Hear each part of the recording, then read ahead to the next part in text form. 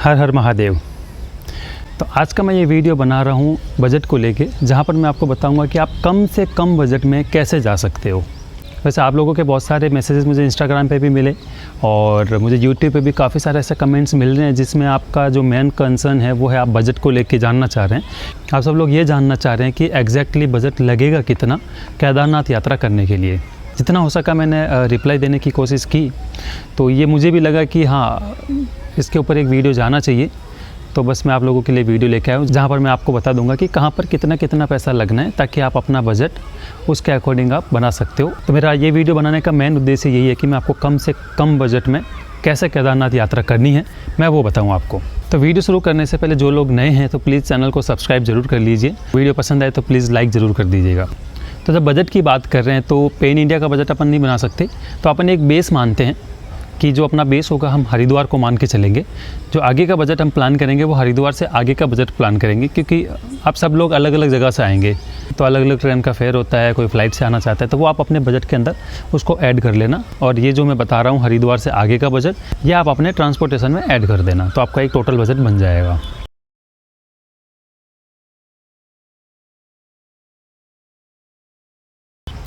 अपन एक बेस मान के चलते हैं हरिद्वार को, क्योंकि वहाँ से आगे बाय रोड ही करना है। वहाँ से आगे कोई ट्रेन नहीं चलता है, ना ही कोई फ़्लाइट चलता है। तो सबसे पहले आपको पहुँचना है हरिद्वार। बेस अपन हरिद्वार मान रहे हैं, तो हरिद्वार पहुँचने के लिए मैं आपको एक टिप दूंगा कि आप जिस भी सोर्स से आ रहे हैं कोशिश कीजिए कि आप 8, 9, 10 बजे तक आप हरिद्वार पहुँच जाएँ, तो सेम डे ही आपको बस मिल जाएगी सोनप्रयाग के लिए। हरिद्वार पहुंचने के बाद आगे का जो जर्नी है वो हम करेंगे गवर्नमेंट की जो रोडवेज़ बस होती है उसके थ्रू। उसका जो किराया है वो लगभग 315 रुपये से लेके 365 रुपये समथिंग कुछ है। तो अपन मैक्सिमम मान के चलते हैं 400 रुपये। तो अपन यहाँ पर 400 रुपये ऐड कर लेते हैं। इस बस का बुकिंग आप ऑनलाइन भी कर सकते हैं, ऑफलाइन भी कर सकते हैं। मैं आपको सजेस्ट करूँगा आप ऑनलाइन ही कर लेना अपनी डेट के अकॉर्डिंग।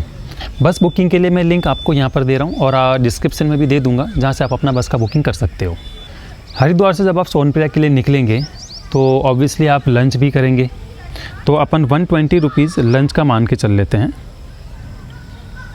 अगर आप अर्ली मॉर्निंग निकले हो हरिद्वार से तो लगभग आप 4-5 बजे तक आप सोनप्रयाग पहुँच जाओगे। अगर आप सोनप्रयाग 6 बजे से पहले पहुंच रहे हो तो अपना बायोमेट्रिक बस से उतरते ही करवा लेना, क्योंकि ऑफिस 6 बजे तक ही खुला रहता है। तो एक ही इम्पोर्टेंट काम आपका उस टाइम पे आप पूरा कर लेंगे। और अगर आप 6 बजे के बाद पहुंचते हो तो आप वहां पर सीधा अपने होटल में चेक इन कर लीजिए। तो सोनप्रयाग के अंदर कम से कम बजट में आपको हॉल मिल जाएगा, जो कि आपको 100 रुपये पर डे में आपको मिल जाएगा। तो अपन यहाँ पर 100 रुपये और ऐड कर लेते हैं। स्टे होने के बाद आप डिनर भी करेंगे, तो डिनर में भी आप 120 रुपये ऐड कर लीजिए। मैं 120 रुपये इसलिए बता रहा हूँ क्योंकि वहाँ पर 120 रुपये में आपको फुल डाइट मिल जाता है, तो आराम से आप भरपेट के खा सकते हो। तो मैं कम से कम बजट लेके चल रहा हूँ जहाँ पर आपको कहीं कॉम्प्रोमाइज़ भी ना करना पड़े और आप आराम से दर्शन भी कर पाओ।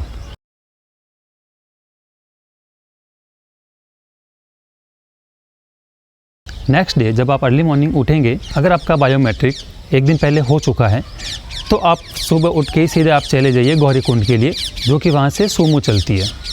और अगर आपका बायोमेट्रिक एक दिन पहले नहीं हुआ है तो आप पहले बायोमेट्रिक करवा लीजिए, जो कि 6 बजे ऑफिस ओपन होता है। तो जो भी आई थिंक आधा घंटा 1 घंटे में आपका बायोमेट्रिक हो जाएगा। वो डिपेंड करेगा भीड़ के ऊपर कितने लोग वहाँ पर हैं, तो उसके अकॉर्डिंग आप अपना बायोमेट्रिक करवा के गौरीकुंड के लिए निकल लीजिए। तो गौरीकुंड जाने के लिए वहाँ से सूमो चलती है, जो कि 40 से 50 रुपये आपका वहाँ से वो चार्ज करेंगे पर पर्सन। तो 50 रुपये अपन इसके अंदर ऐड कर लेते हैं। अब वहाँ पे गौरीकुंड जैसे ही आप पहुँचेंगे तो गौरीकुंड मेन कुंड के पास वो आपको सूमो वाले ड्रॉप नहीं करते, उससे थोड़ा सा पहले करते हैं। तो वहाँ से आपको लगभग 1 या 1.5 किलोमीटर हैं जो आपको पैदल जाना पड़ेगा गौरीकुंड तक। तो आप वहाँ से पैदल जाइए। जैसे आप गौरीकुंड पहुँचेंगे तो वहाँ पर आप क्या कीजिए, ब्रेकफास्ट कर लीजिए, क्योंकि अगर आप ब्रेकफास्ट करने के लिए अगर वहाँ पर सोनप्रयाग में रुकेंगे तो खामखा टाइम वहाँ पे फालतू स्पेंड हो जाएगा। तो आप अपना ब्रेकफास्ट गौरीकुंड में ही प्लान करना। वहाँ पे अच्छी होटलें बनी हुई है, और आप अगर वहाँ पे गौरीकुंड में नहाना चाहते हो तो वहाँ पर आप गौरीकुंड में नहा भी सकते हो। तो ब्रेकफास्ट का भी आपका 120 या 150 रुपये में आपका हो जाएगा। तो पर पर्सन अपन 150 रुपये यहाँ पे मान के चलते हैं। अब वहाँ पर आप क्या कीजिएगा, एक मैं आपको टिप देता हूँ। वहाँ पर है ना वो स्टिक मिलती है हाथ से पकड़ के, जो लकड़ी होती है ना, वो लकड़ी ज़रूर ले लेना, क्योंकि वो आपको ऊपर ट्रैक करने में ईजी रहेगा। स्टार्टिंग के 2-3 किलोमीटर में कोई दिक्कत नहीं आएगी, बट उसके आगे का जो जर्नी होगा फिर आपको लगेगा हाँ ये सहारा बहुत ज़रूरी है। तो मैंने भी लिया था, मुझे वो फ़ील हुआ, तो इसलिए मैं आपको रिकमेंड कर रहा हूँ। तो 50 रुपये वो लेते हैं उसका, तो 50 रुपये अपन उसका भी ऐड कर लेते हैं। आपका ब्रेकफास्ट हो गया, अब आप ट्रैक करना स्टार्ट कर लीजिए ऊपर की तरफ, जो कि लगभग 16 से लेके 17-18 किलोमीटर तक का ट्रैक है। तो आप ऊपर जब जाएंगे तो उससे पहले लगभग आप मान के चलिए आप चाय पिएंगे और भी अपना नाश्ता भी करेंगे, आप लंच भी करेंगे, तो छोटा मोटा मिला के 500 रुपये आपके आराम से खर्च हो जाएंगे। तो 500 रुपये अपन इसके अंदर ऐड कर लेते हैं, आपका लंच, चाय, पानी, क्योंकि जितना अपन ट्रैक करते हैं ऊपर चढ़ते हैं तो भूख भी ज़्यादा लगती है। तो हर जगह पे आपको ब्रेकफास्ट के लिए ऑप्शन तो नहीं मिलेगा, बट हाँ सब्स्टिट्यूट मिल जाएगा, जैसे मैगी है, कहीं कहीं पे पराठे भी मिल जाएंगे आपको, तो चाय वगैरह अपन पी के चलती है। तो 500 रुपये में आपका आराम से वहाँ पे हो जाएगा। अब आप जैसे ही मंदिर पहुँचेंगे शाम को, तो 6 बजे से पहले पहुँच रहे हो तो आप वहाँ पे जल्दी से जाके दर्शन कर लीजिए। अगर आप 6 बजे के आसपास पहुँचे हो तो 6 या 6:30 बजे के आसपास आरती स्टार्ट हो जाती है। तो बाबा केदारनाथ की आरती आराम से आप इंजॉय कीजिए वहाँ पे। उसके बाद में आप अपने होटल में चले जाइए, अगर आपने होटल बुक किया है। तो बात करें अपन बजट के लिए, तो बजट के लिए मैं आपको होटल रिकमेंड नहीं करूँगा। तो GMVN की वेबसाइट पर जाके वहाँ से आप अपना टेंट बुक कर लेना, जो कि पर पर्सन 1000 रुपये आप आइडियल मान के चलो, समथिंग 600 रुपये में भी मिल जाते हैं। 1000 रुपये अपन बजट लेके चलते हैं, क्योंकि समटाइम अगर अवेलेबिलिटी नहीं होती है तो अपने को पे करना पड़ता है 1000 रुपये। अगर कम में मिल जाएगा तो वो आपका लक है। तो 1000 रुपये अपन ऐड कर लेते हैं।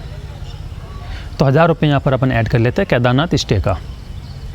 तो केदारनाथ स्टे होने के बाद आप डिनर भी करेंगे, तो लगभग 120 से 150 रुपये फुल डाइट में वहाँ पे आपको खाना मिल जाएगा। तो 150 रुपये अपन इसमें ऐड कर लेते हैं। तो आप थोड़ी देर के लिए आप रेस्ट कीजिए, और आप वहाँ पे मंदिर परिसर में घूमना चाहते हैं तो आप वहाँ पर घूमिए। तो मैं रिकमेंड करूँगा होटल के अंदर जाके बैठने का क्या फ़ायदा, 4 दीवारी में तो अपन घर पे भी है ना। तो आप वहाँ गए हैं तो वहाँ पे बिल्कुल मंदिर परिसर में जितना टाइम हो सके आप स्पेंड कीजिए। तो अब आप आराम से नाइट में रेस्ट कीजिए। चार्जिंग के लिए एक आपको वहाँ पे स्लॉट मिल जाएगा, फ़ोन चार्ज करने के लिए एक ही मिलेगा आई थिंक एक टेंट के अंदर। तो आप अपना पावर बैंक साथ में कैरी करके चलना।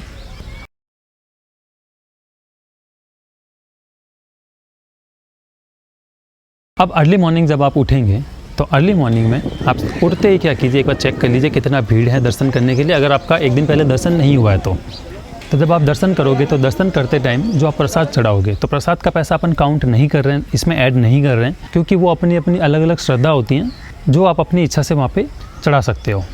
तो दर्शन करने के बाद में आप ब्रेकफास्ट कर लीजिए। अगर आपको लग रहा है कि टाइम ज़्यादा लग जाएगा, लाइन ज़्यादा है, तो आप पहले ब्रेकफास्ट करके ही जाइए।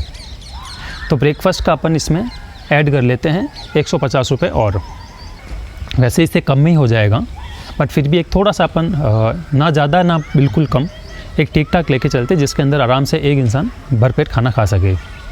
तो आप ब्रेकफास्ट करने के बाद में जितना हो सके आप मंदिर परिसर में आप आराम से टाइम स्पेंड कीजिए। तो जो लोग भैरव बाबा के मंदिर जाना चाहते हैं तो मंदिर के लेफ़्ट हैंड साइड से ही रास्ता जाता है, तो लगभग आप तो ज़्यादा टाइम नहीं लगेगा, तो आप भैरव बाबा के मंदिर जाके आइएगा। और सामने वाला मंदिर भैरव बाबा का, वहाँ पे भी जा सकते हैं, रास्ता है पूरा जाने का, अगर जाना चाहे कोई तो। मेरे जाने का बहुत मन था बट मैं जा नहीं पाया था, तो आपको रिकमेंड करता हूँ आप ज़रूर जाके आना, ज़्यादा टाइम नहीं लगेगा। और ऊपर से केदारनाथ मंदिर का व्यू देखने का भी एक अलग ही आनंद है। तो भैरव बाबा मंदिर के दर्शन करने के बाद में जब आप वापस केदारनाथ धाम आ जाएंगे, तो अगर आपका फ़ोटो सेशन रह गया है तो आप आराम से फ़ोटो क्लिक कीजिए। इंस्टाग्राम के रील बनाना है रील बनाओ, वीडियोस बनाने हैं वीडियोस बनाओ, जो आपको करना है करो। जब आपका पूरा मन भर जाए फ़ोटो वोटो खींचने से, वैसे तो मन भरने वाला है नहीं, नीचे उतरने का 1% आपका मन नहीं करेगा, बट वापस आना भी तो है।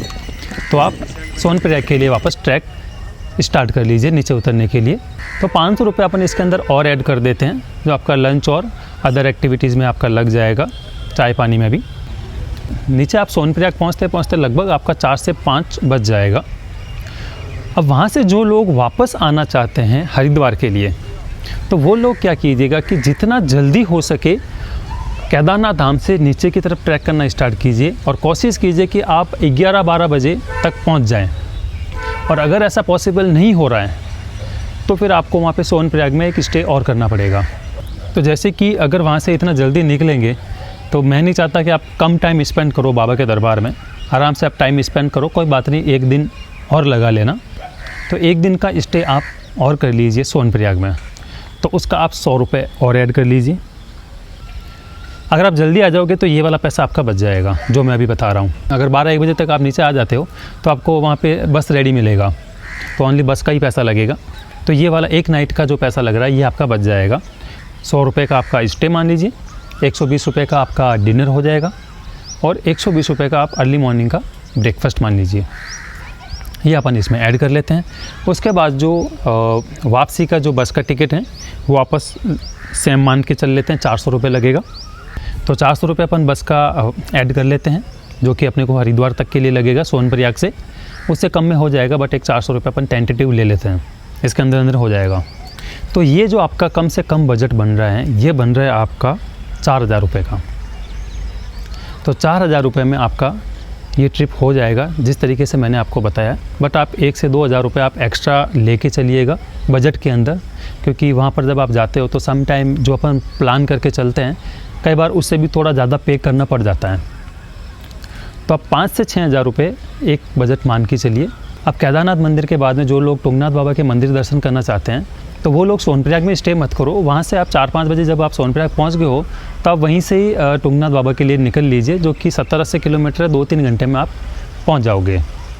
बट उस टाइम पे बसें नहीं मिलेगी, तो अगर आपका प्राइवेट व्हीकल है तो ज़्यादा अच्छा रहेगा। अगर बस से जाना है तो आप फिर नेक्स्ट डे मॉर्निंग में ही जाओ, उस टाइम पे फिर बसें नहीं मिलेगी। तो ये था इस वीडियो में जो आप लोगों का सबसे कॉमन क्वेरी था, जो ज़्यादा से ज़्यादा लोग जानना चाह रहे थे। अब एक और सवाल का मैं आपके यहाँ पे आंसर दे देता हूँ कि आप लोगों की क्वेरीज थी कि कितने दिन में केदारनाथ धाम का यात्रा हो जाएगा पूरा। तो हरिद्वार से जब कैलकुलेट करते हैं तो हरिद्वार से सोनप्रयाग पहुँचने में 1 दिन, सोनप्रयाग से केदारनाथ धाम पहुँचने में 1 दिन, 2 दिन हो गए और 1 नाइट हो गई आपकी स्टे सोनप्रयाग में। केदारनाथ पहुँचने के बाद में केदारनाथ में 1 स्टे हो गया, तो 2 डे और 2 नाइट हो गया। नेक्स्ट डे जब आप वापस आएंगे तो आपके 3 दिन हो गए और 1 नाइट आपकी सोनप्रयाग में और लग जाएगी। तो आपके 3 दिन हो गए और 3 नाइट हो गई, और उसके बाद में 1 दिन आपका वापस सोनप्रयाग से हरिद्वार आने में लग जाएगा। तो आपका यहाँ पे 3 नाइट और 4 डेज़ लग जाएंगे हरिद्वार, केदारनाथ और वापस आपका हरिद्वार आने में। इससे आगे का जो आपका बजट है हरिद्वार पहुंचने तक का और वापस हरिद्वार से अपने घर जाने तक का, वो आप इसके अंदर ऐड कर लीजिएगा। तो आई होप आपको ये वीडियो पसंद आया होगा, तो प्लीज़ लाइक कर दीजिए और चैनल को सब्सक्राइब कर लीजिए। और अगर लगता है कि किसी और के भी ये काम आ सकता है तो प्लीज़ उन लोगों के साथ शेयर कीजिए, क्योंकि उम्मीद है केदारनाथ यात्रा जल्दी ही स्टार्ट होने वाली है। तो मिलते हैं ऐसे किसी नई वीडियो में, तब तक के लिए धन्यवाद। हर हर महादेव।